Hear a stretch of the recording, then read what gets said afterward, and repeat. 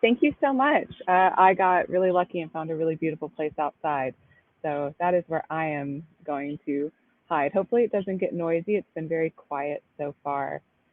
All right, I'm just going to share my screen. So my name is Enolia Marr, and today I'm going to give you a little bit of a perspective on what we recommend considering when you are looking for a postdoctoral fellowship. I work in our Office of Academic Programs, which is an office designed to support postdocs at St. Jude. So one of the biggest pieces of advice that I would give anybody considering a postdoc or going into a postdoc is to go in with a plan.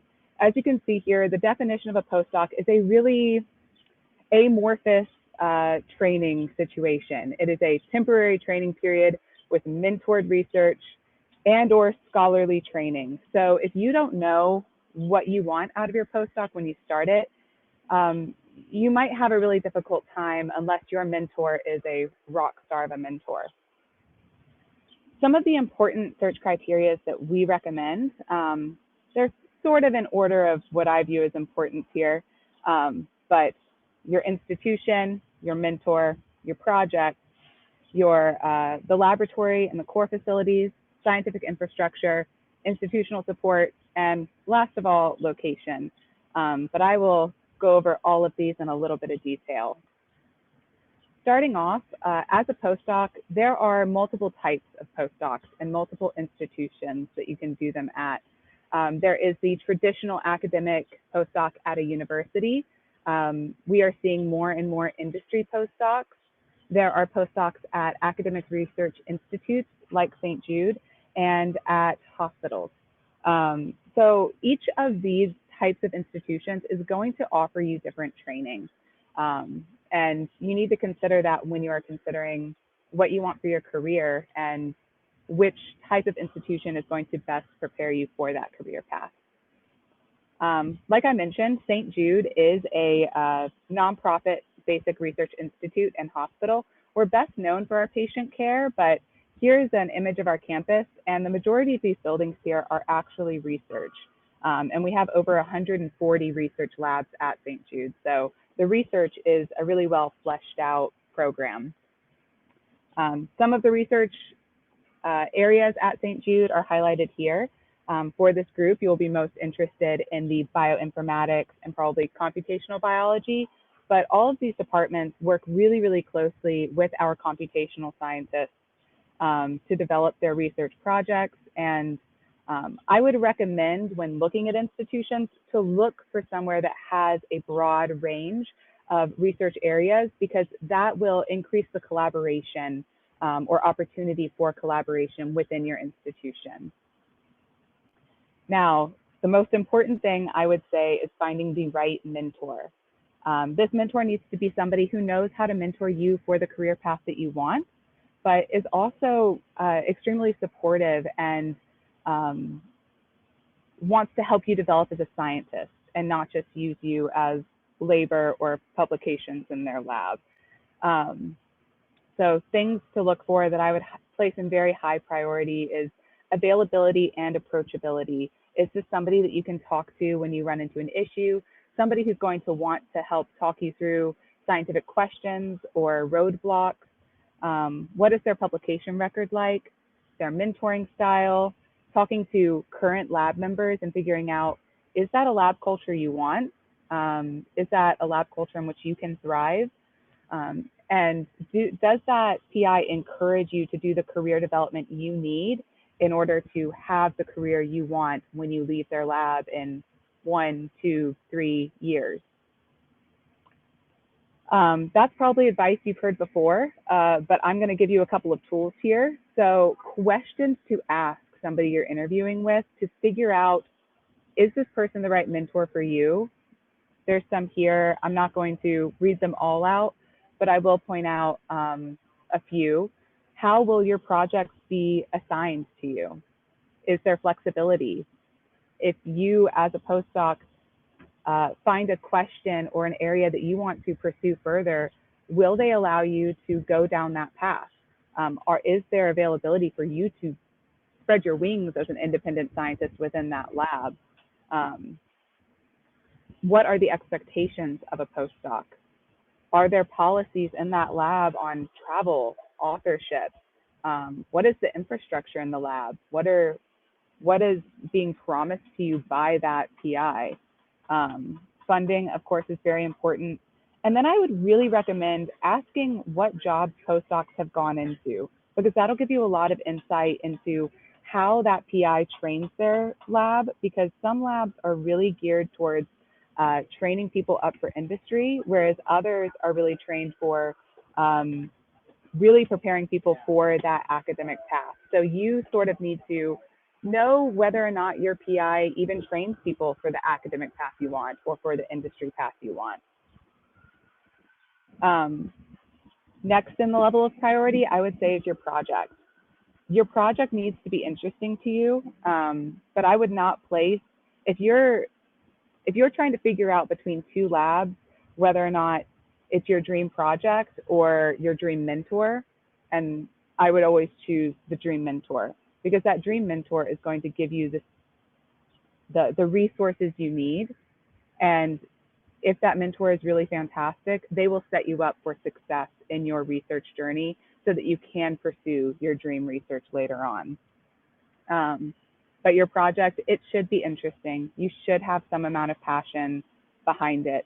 You need to be informed about, is this project high risk, high gain, or low risk, low gain?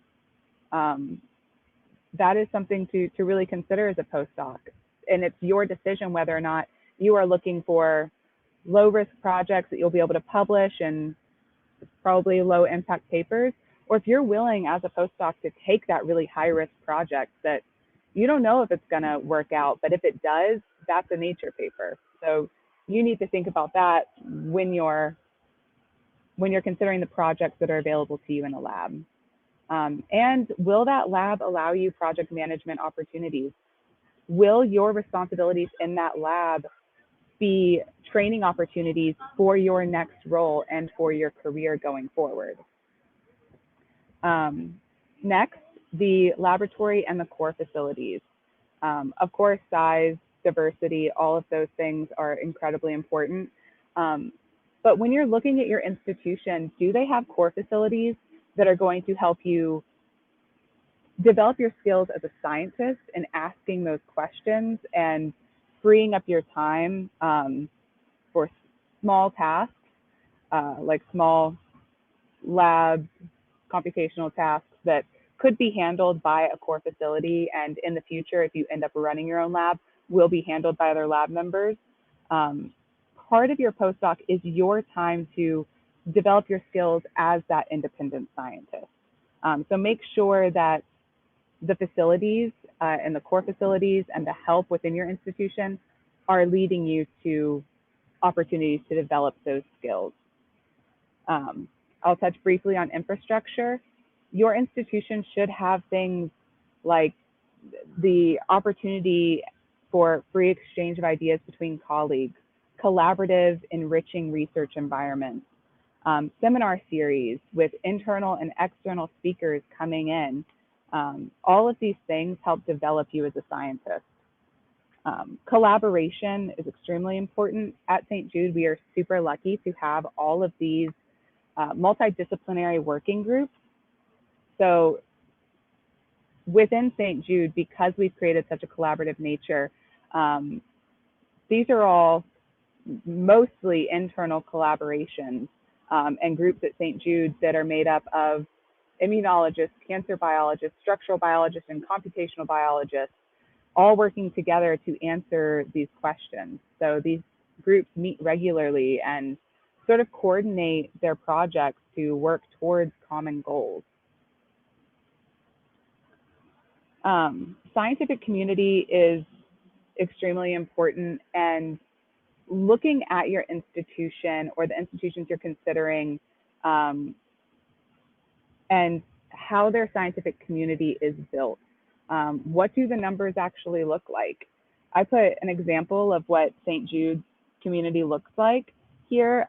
We have about 140 basic and translational research faculty, about 115 clinical faculty that work very closely with our research faculty, 283 postdocs as of last week, 52 clinical fellows, about 110 PhD students, and then we have interns. But what numbers like this means and what these numbers can tell you is St. Jude is really a postdoc first institution. Our trainees and our training program has been developed for the benefit of postdocs. There are a lot of institutions that offer postdoctoral fellowships but do not have the infrastructure built out and the community built out to really support true training of postdocs. So that is something to consider if you are at a undergraduate or graduate student first institution. Like I mentioned, your institution should offer things for postdocs, specifically for your development. This can look like an Office of Postdoctoral Affairs, benefits that are equal to the benefits of employees. Oftentimes at institutions, trainees are treated as they don't receive the same benefits as all employees. St. Jude feels very strongly about that, and we have always believed postdocs deserve the benefits of a full employee. Look for Postdoctoral Council, where you have a group of postdocs who are speaking up and supporting you and bringing issues to the forefront of the minds of the higher ups, so that issues within the postdoc community, things that would improve postdoc life within your institution, have a microphone. And just look for general support. You need career development that is designed for postdocs, career development that is designed for training you for the jobs you want. Like I said, we do have a postdoctoral affairs office. It is called the Office of Academic Programs, and that's where I work. And just to give you an idea, some of the things we do, and every institution, in my opinion, should do, we help find you. We help you find your faculty match at St. Jude. We help you find that mentor match. We help you with relocation, that's financially, but also with advice. We help you find a place in the city. We help with immigration. We have tons of continued education training, career development, and placement. We are a member of the National Postdoc Association, and we serve as this liaison between postdocs, faculty, and administration. It's really important for us that we are always fighting for you. And when we see an opportunity to improve the postdoctoral experience at St. Jude, we speak up for you guys. And we organize social events. So building that community and just having fun with the people you're around is also important. So we organize events on campus, off campus, trivia nights, that kind of thing. And lowest on my list would be your location. If you are between two institutions and they are both on par, it absolutely comes down to your location. But what I would recommend is making sure that the things that matter most to you are there. If you are an extremely outdoorsy person, make sure that there's an outdoors community. If you absolutely hate snow and don't want to live in the Northeast anymore, that is something to consider. If you have children and you need to know what the schools are like, that is something to consider. And that is something that your institution should guide you through. Last, some advice on when to start looking. Finishing up your PhD or finishing one postdoc and moving to another is a really intimidating time. But we recommend you start applying about 6 months before completing your PhD, and to just put your applications out everywhere you think you might want to work. That can be very difficult, and we understand, and that is part of what our office is here to help you with. So if you have any questions about that, let me know. And we recommend completing your interviews around or before your defense date. If you are interested in St. Jude, I'm happy to chat some more. I know this is a very brief conversation that we're having here, but you can email postdoc@stjude.org, and I can answer any questions you might have, because our application process is a little bit special. Like I said, my name is Enolia Marr. My email address is here, and if you'd like to connect with me on LinkedIn, that you can. And this last picture here is Rosalie, our facility dog. She is around just to bring us a little bit of joy in our days at St. Jude, and you can book time with her. But we love animals at St. Jude, so we have a couple dogs for the patients, and we as employees get Rosalie, so we're very happy about that. And I'm happy to answer any questions you guys have as well. Awesome. Thank you so much, Enolia. And I love that. So Enolia and I are actually both here in Madison. I'm stuck in this deep, deep dungeon of a room with some weird faces behind me, and you're outside in the beautiful outdoors that we have at our footsteps here right in the building. This was fantastic. As I have never gone through the postdoc program, I am not a scientist myself.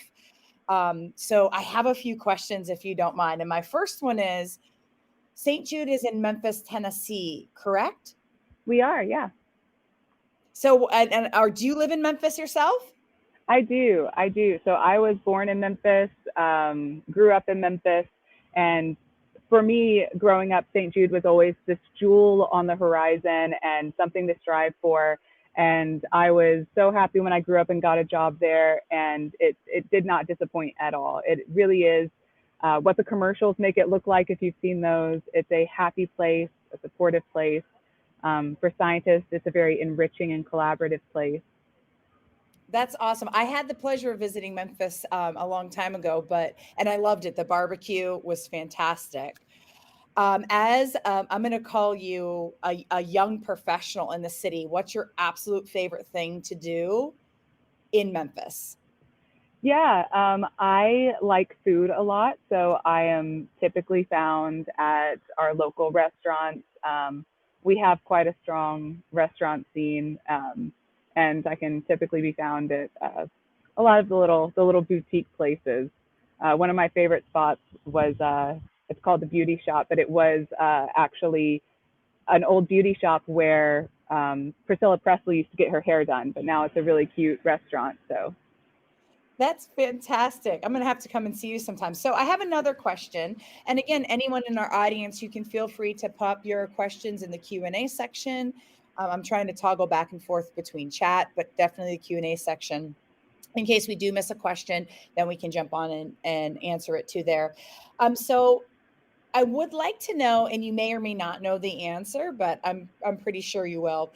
What is the big differences working in a research hospital versus working in a university setting as yeah, students are, trying to navigate their way after they've received their degrees? yeah, it is expectations and responsibilities.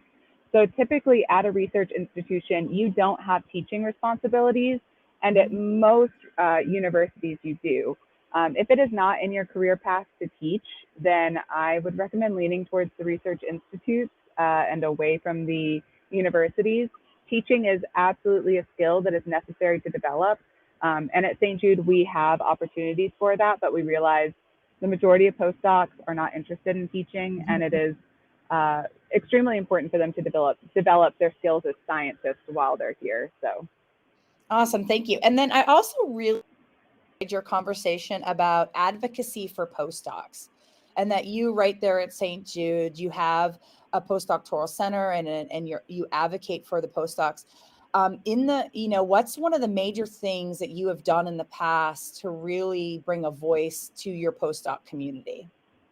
yeah, we talk very strongly about making sure that the salary is supportive and reflective of what postdocs do. We evaluate our salary frequently. We are currently in the process of evaluating our salary. Um, and then also making sure we have resources for disabilities. Disabilities affect the postdoc population.